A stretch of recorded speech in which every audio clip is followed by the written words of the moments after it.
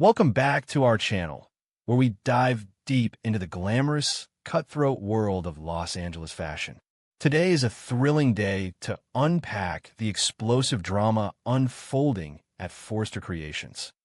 Let us explore the shocking power shifts, family betrayals, and romantic entanglements that are about to change everything. The hallowed halls of Forster Creations have recently been suffocated by an atmosphere of relentless tension and dictatorial control, but the sudden and explosive return of the legendary patriarch, Eric Forster, is about to shatter the current regime. For weeks, the company has been operating under the iron fist of Steffy Forster Finnegan, whose arrogant and condescending leadership style has alienated the company's brightest talents. Hope Logan Spencer has officially resigned, driven to the absolute brink by Steffy's cruel mockery and refusal to revive the hope for the future line. Zen Forster Dominguez has been pushed to the sidelines, his immense creative potential stifled by an administration that cares only for its own narrow vision. The vibrant, youthful energy that once defined the fashion house has been systematically dismantled, replaced by an outdated, oppressive atmosphere that prioritizes ego over innovation. Eric Forster's sudden reappearance in the executive offices sends an immediate, electrifying shockwave through the building. The patriarch has not been blind to the murmurs of discontent, nor has he been deaf to the news of Hope's devastating departure.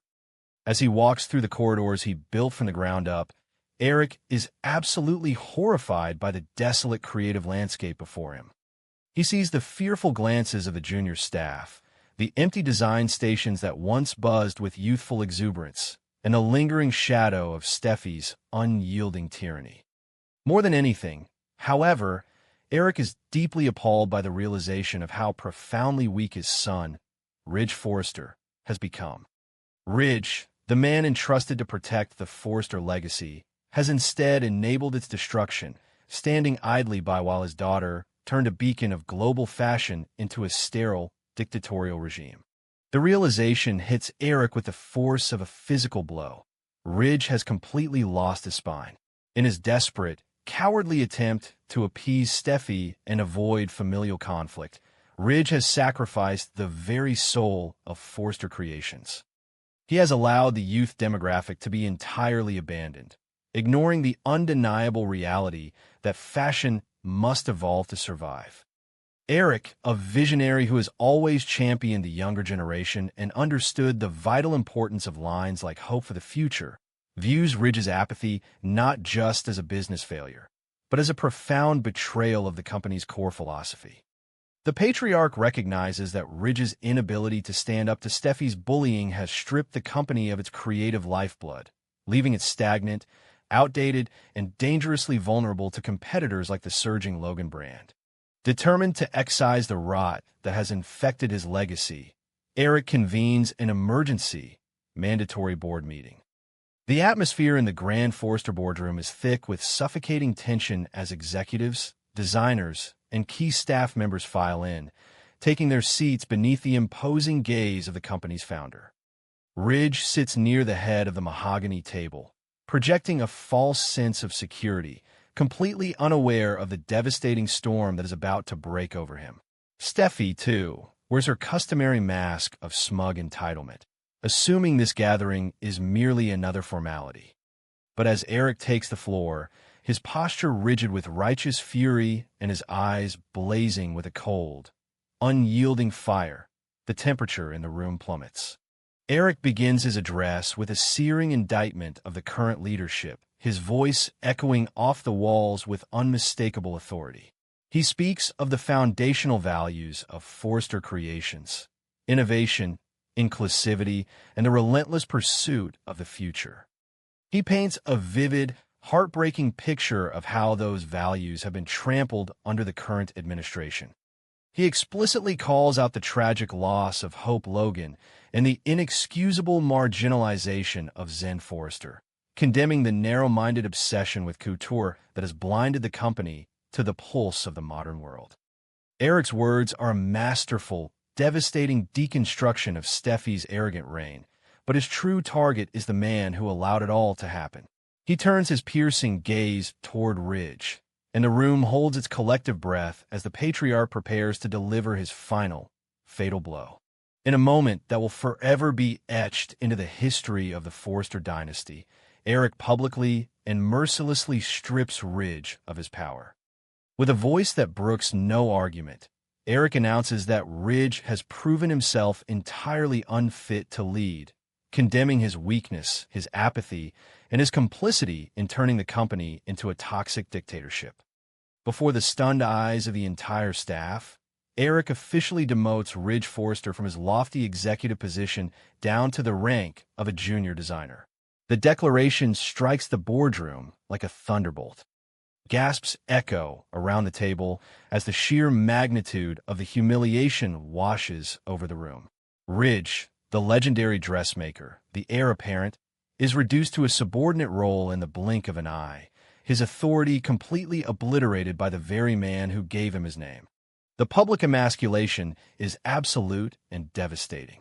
Ridge sits frozen, his face draining of color as the reality of his father's decree sinks in. He is utterly humiliated, his massive ego shattered into a million jagged pieces before the watchful eyes of his peers, his subordinates, and his daughter. The silence in the boardroom is deafening, broken only by the frantic beating of Ridge's heart as he realizes that his legacy has been violently ripped from his grasp. He looks to Eric, searching for a glimmer of mercy, but finds only the steely resolve of a patriarch who will stop at nothing to save his empire. Ridge has been laid bare, exposed as a weak enabler who sacrificed the company's future on the altar of his daughter's arrogance. But Eric Forrester is not finished rewriting the destiny of his company. Having decisively severed the head of the toxic regime, he must now install a leader capable of guiding Forrester Creations out of the darkness. In a move that sends a second, even more massive shockwave through the room, Eric turns his attention to Brooke Logan Forrester. He acknowledges her unparalleled history with the company, her brilliant business acumen, and her unwavering dedication to the brand's success.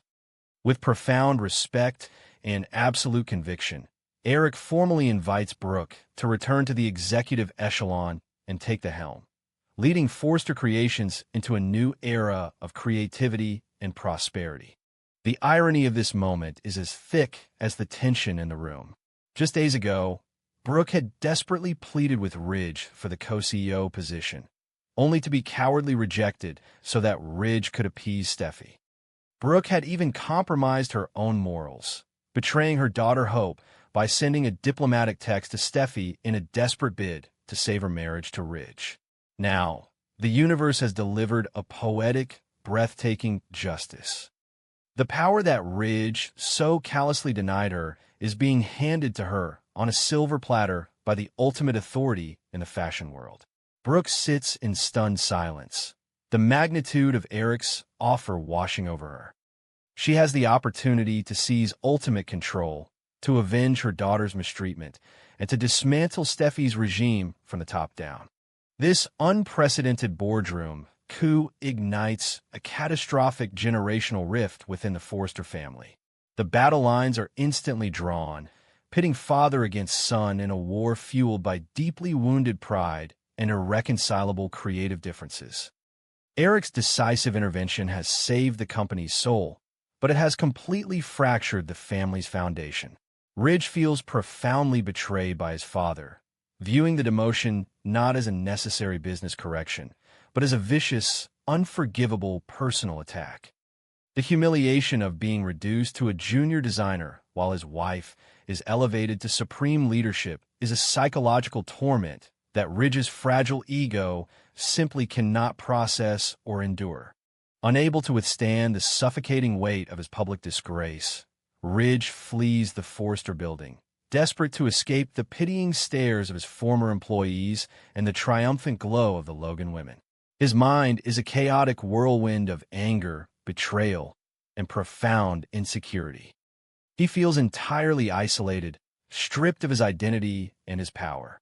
In this moment of ultimate vulnerability, Ridge reverts to his most deeply ingrained, destructive historical pattern.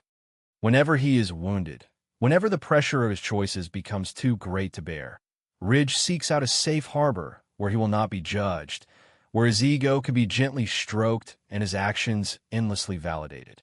Driven by a desperate need for sympathy, Ridge runs straight into the waiting arms of Taylor Hayes.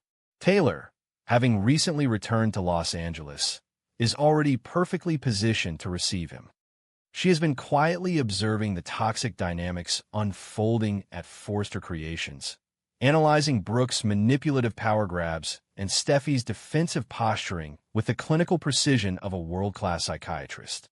When a broken, humiliated Ridge appears at her door, stripped of his title and his dignity, Taylor immediately shifts into the role of the ultimate caregiver and confidant.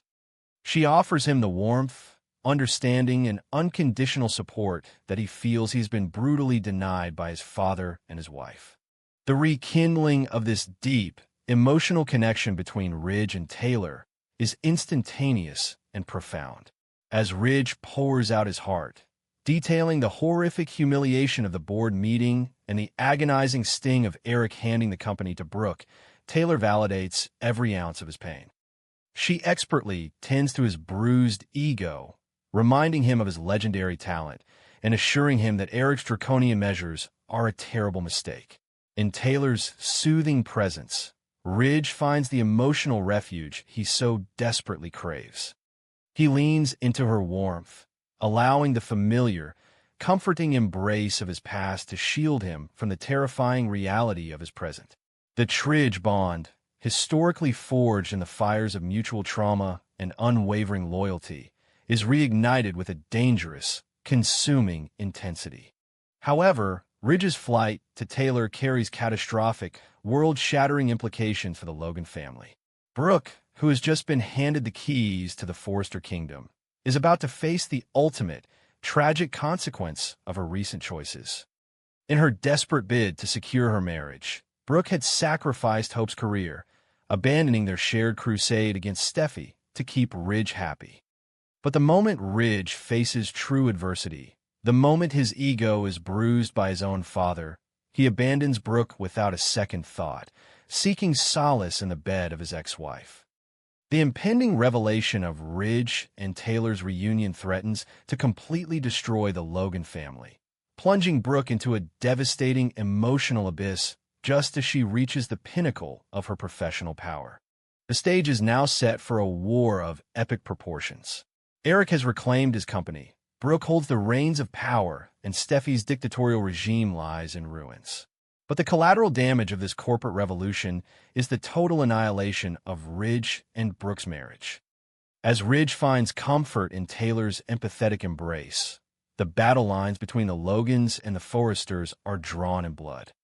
The fashion world watches with bated breath as these legendary dynasties prepare to collide, knowing that in this high-stakes game of power, pride, and passion, the ultimate cost will be paid